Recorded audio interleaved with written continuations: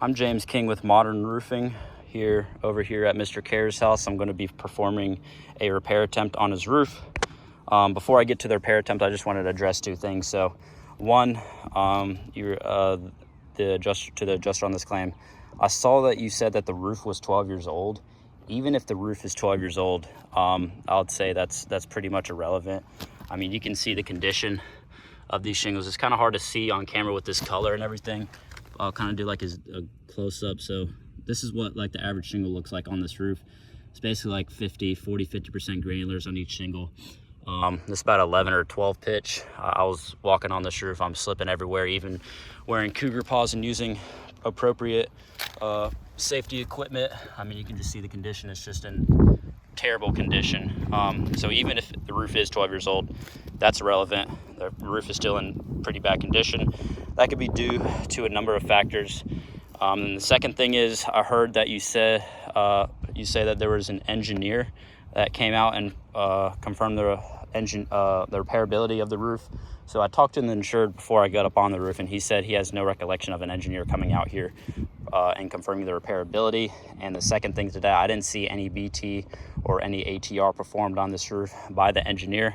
What I'm doing right now, I'm the contractor. This is what I specialize in. I'm performing a repair using proper care, standard and widely accepted methods and techniques and tools. So that's exactly what I'll be doing today, and I have a coworker recording me.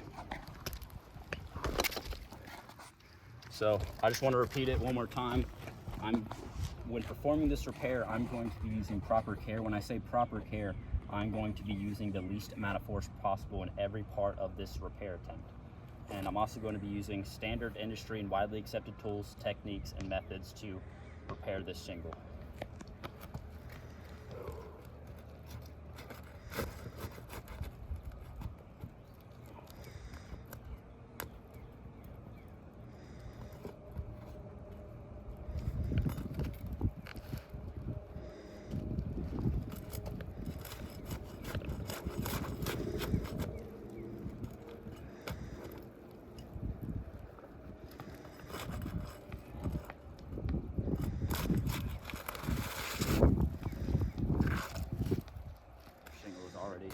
Delaminated. That's just another sign of, the condition that this roof is in. And I also drew chalk lines on the shingles above just to kind of show the before and after granular loss.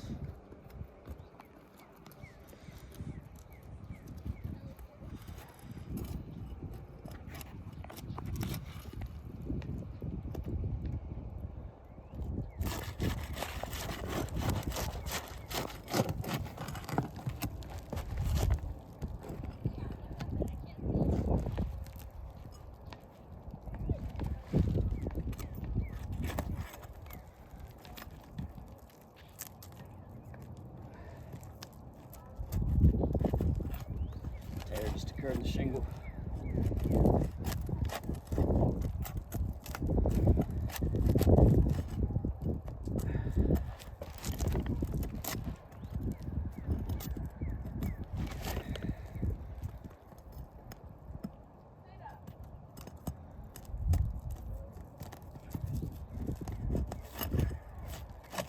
And it's just not.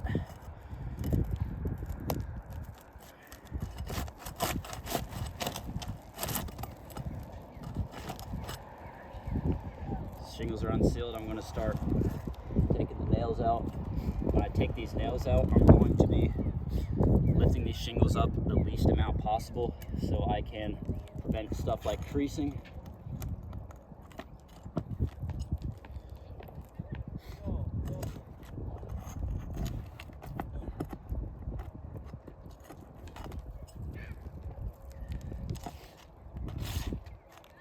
And I can already feel the major mat transfer that is occurring on this shingle. I'm not going to show you that yet, just because I don't want to have to bend the shingles while performing the repair. I'll show that after.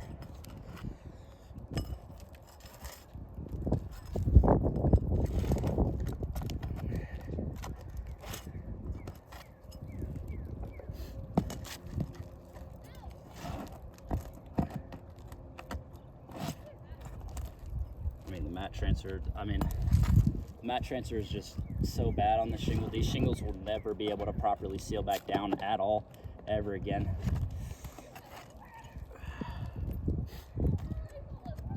Which is going to cause additional damage as soon as a little bit of wind swings by.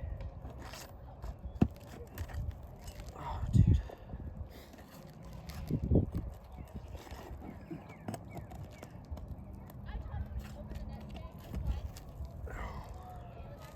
Alrighty. The old shingles out. It's delaminated.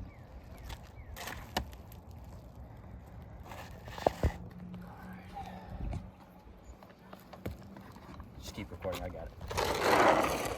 This is the new shingle I'm putting in right here.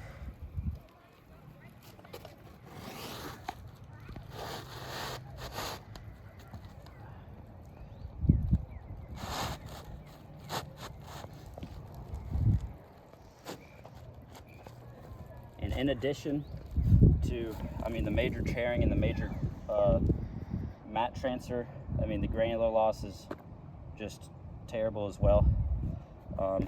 You can see through the chalk. Like I said, I'll show that after the repair attempt is done.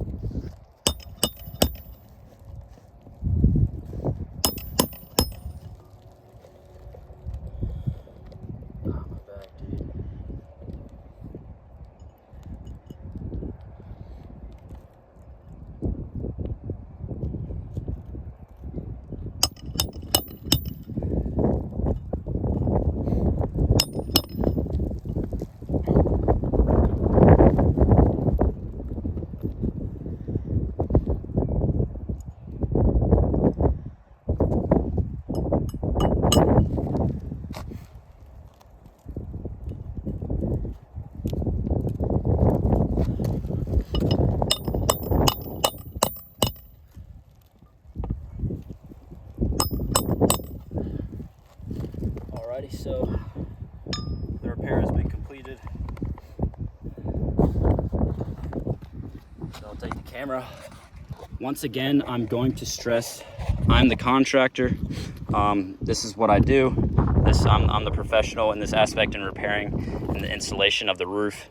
I use proper care. When I say proper care, I use the least amount of force possible to repair this shingle, and I use industry standard and widely accepted tools, methods, and techniques to repair this shingle. Despite me doing all of that, it still resulted in major granular loss. So you could see the chalk marks that were obviously there before, and now they're almost completely gone because the granular loss is so bad on these shingles. I mean, you can just see, I mean, most of these shingles don't even have, 50%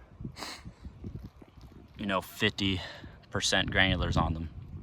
So the granular loss, it was pretty bad.